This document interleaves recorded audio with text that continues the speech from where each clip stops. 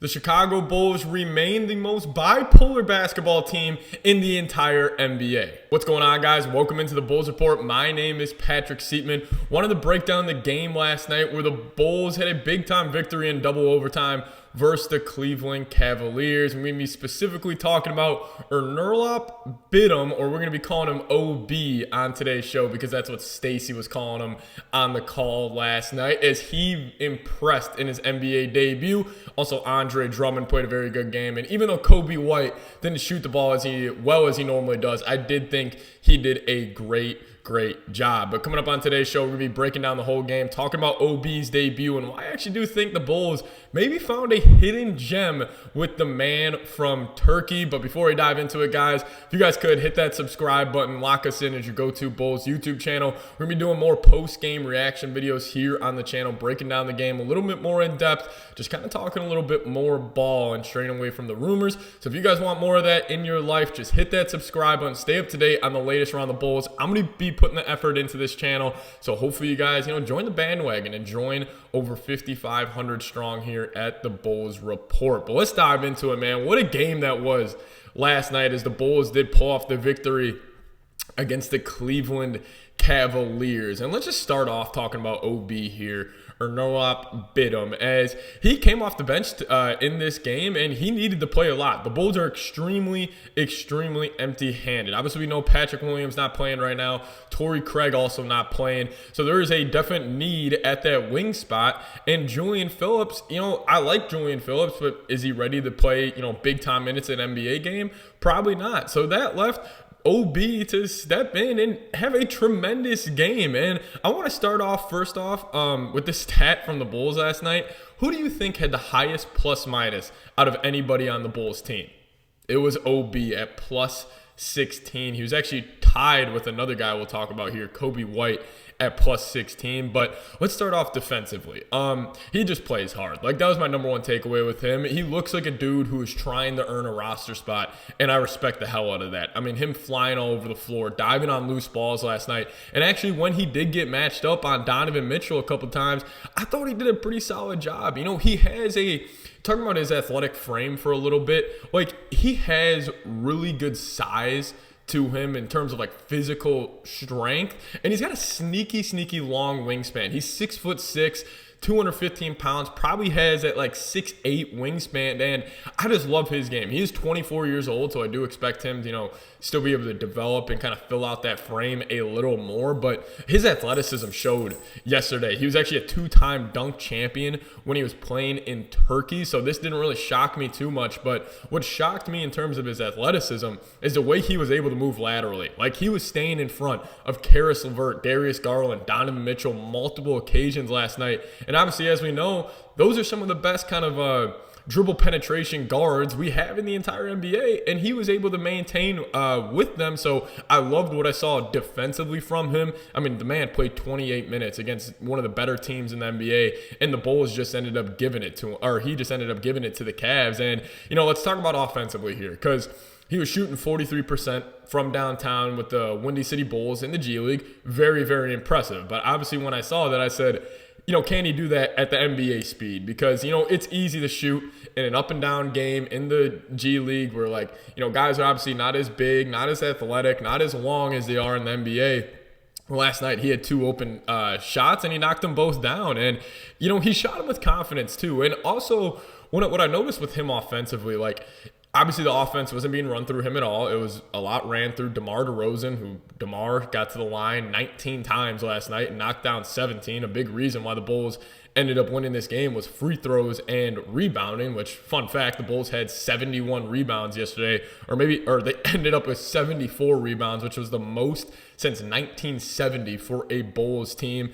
Drummond hauled in 26 of those. But, what I like from him in offense is he just stayed ready. I was watching him, because obviously when he was on the floor, I kind of had an extra eye on him. And just watching him play off ball, he's always shooter ready to put a three up. He was almost it almost seemed like he was foaming at the mouth to get another opportunity, which I love. Because, if you're shooting a basketball, confidence, I really believe this.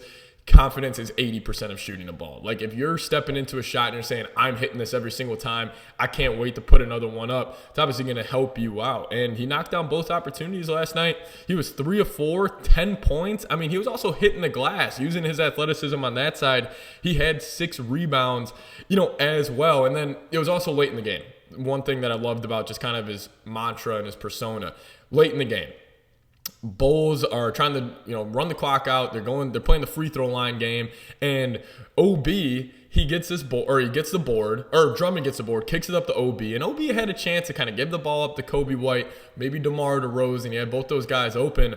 Instead, he held it for himself, wanted to get fouled, stepped up to the free throw line, knocked down 2 big time free throws, which just, shout out to OB, man. I mean, that was a big pressure situation, and he just stepped up to the line and just straight up knocked him down. And, I don't know what his potential will be in the NBA, but, I was looking at another guy on the other side of the floor, and a guy like Max Strus. Like, I always saw very similar things. Obviously, I don't think he'll ever be the shooter Strus is. I don't want to disrespect Strus in that regard, because Strus has that blackout factor, or if he sees 2 go in, he's going to be locked in for the rest of the game. But he almost seems like a less dead-eye shooter, but more athletic Max Strus. And if he could just continue to develop, I really think he could be special. And, I'm not saying obviously he's going to be an all-star. I think that would be putting, lofty expectations on the kid. But could he be a really solid role player on a winning team? 100%. Plays the game the right way. He doesn't over-dribble. He just kind of seemed like, a lot of these guys that come from overseas, they don't play that one-on-one style. It's more team style, which I love from OB. He played it last night, and he was absolutely balling out. So if you guys want to show OB some love, or Onuralp Bitim, type those OBs down below in the comments section. Show the Rook some love in his NBA debut, because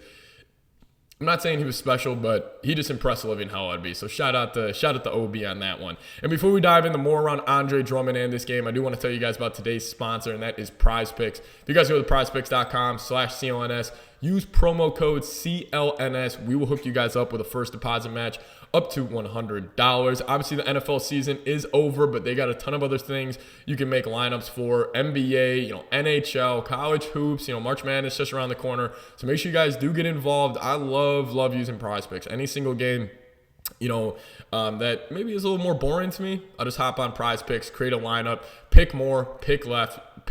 Just make sure you guys do make your picks at PrizePicks. PrizePicks.com/CLNS, code CLNS. So another dude I want to touch on, Andre Drummond. This dude had 26 rebounds. That was his second game this season with 25-plus rebounds in only 36 minutes. So Vooch did foul out in this game, and Vooch was getting majority of the run. And, Vooch was honestly driving me crazy this whole game. I felt like he was taking a lot of bad shots. Same with DeMar DeRozan. One little quick tidbit on DeMar.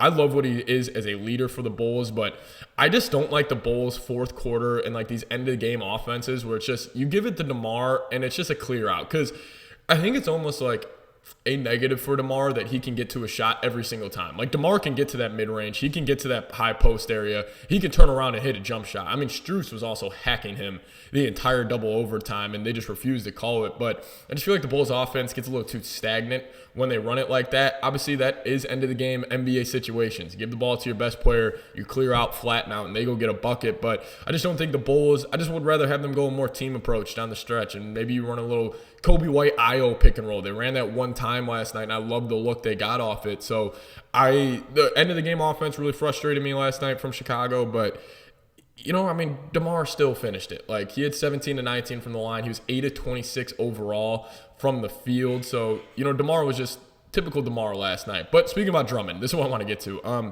I honestly think Drummond should start. And the Bulls would never do it just because Vooch is making $20 million a year. And I just think that would be, I don't know. I would pull the trigger if I was the head coach, but I just don't see the Bulls doing it. But man, Vooch and Drum both started last night, ended up working out again. They both started against the Timberwolves. They won. Let's just keep going back to this double big lineup that they've been running because it works. It imposes, this sense of physicality on another team, which I never thought the Bulls had an ability to do because Ayo Dosunmu.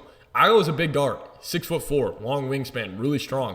People don't realize Kobe White is 6'5". He's a big guard. Obviously, DeMar DeRozan's got good size on him as well. The only really small player that played yesterday who was terrible was Javon Carter. So if you can run that double big lineup, you can really physically impose yourself on a basketball game. But, you know, I want to give some love to Drummond. He just works his ass off. He had that nasty putback dunk in double overtime, and he was just nasty in my opinion.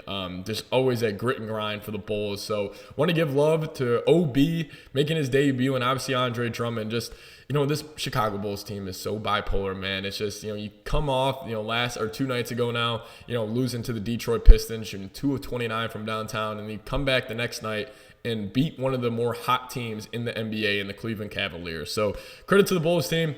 Hey, they're going to be in the play-in tournament, so we're going to be going live here on the channel for those games. So also another reason to make sure you guys are subscribed. But thank you guys so much for watching this little post-game reaction to the Bulls beating the Cavs in double overtime. See you guys next time. As always, go Bulls.